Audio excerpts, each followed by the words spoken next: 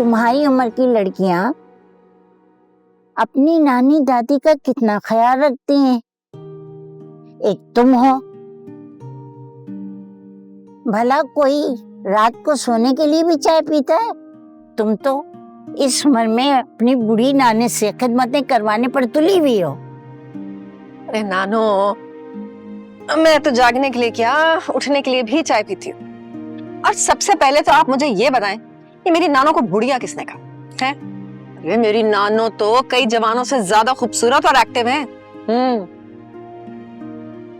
बदमाश कहेंगे, मस्के लगाकर मुझ बुढ़िया से हर वक्त खिदमतें करवाती रहती है। चलो बेटा उठो, सोना नहीं है क्या? सुबह क्लिनिक जाने में अगर देर हो गई तो तुम पूरा घर सर पे उठा लोगी शोर मचा मचा के। आप परेशान ना हो, कल से बिल्कुल भी शोर नहीं मचाऊंगी और ना ही क्लिनिक जाने की जल्दी मचाऊंगी। कल से ना हम दोनों वॉक पर चलेंगे, क्योंकि मैंने जॉब भी छोड़ दी है। क्यों क्यों बोला? अरे भाई नानो, वो लोग ना मुझे मेरे हेल्प से बददियानती करने पर उकसा रहे थे। अब आप खुद ही बताएं, मैं ऐसा कैसे कर सकती हूँ?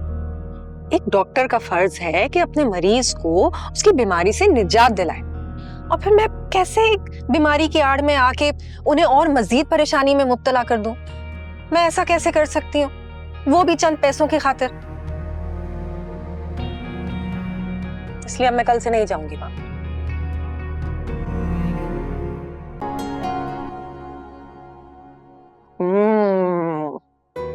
मजा आ गया, क्या मजेदार हलीम बनाई है नानो, कसम से जादू है आपके हाथ में। और जिस तरह आप ये चुटकियां बजाते ही सारे मसले हल कर देती है ना, वैसे ही चुटकियां बजाते ही आप मजे मजे के खाने भी बना लेती है। जादू क्यों ना आए नानों के हाथों में।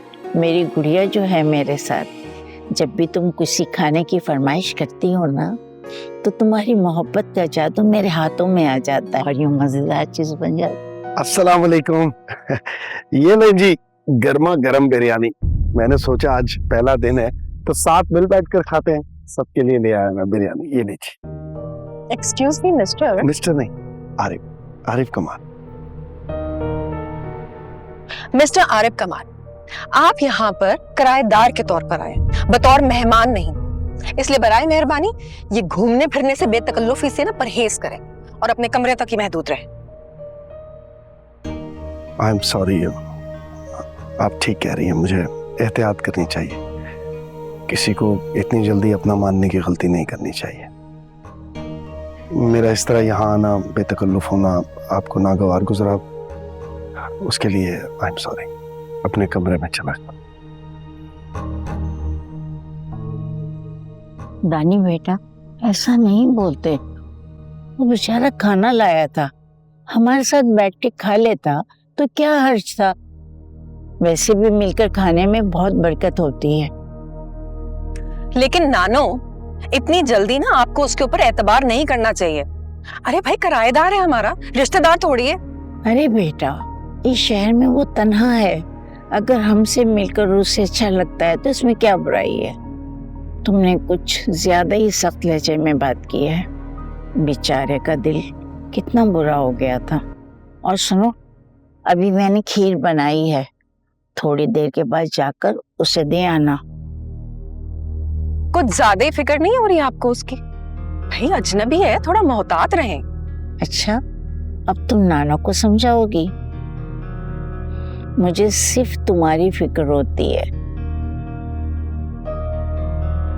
अच्छा छोड़ो, ये बताओ कहाँ कहाँ गई थी, क्या क्या किया आज? अरे भाई मत पूछे नानो, बहुत ही बुरा दिन गुजरा।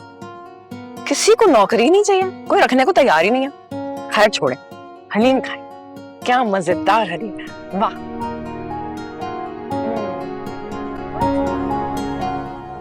बोल कहानी अपनी जुबानी, हर चेहरा है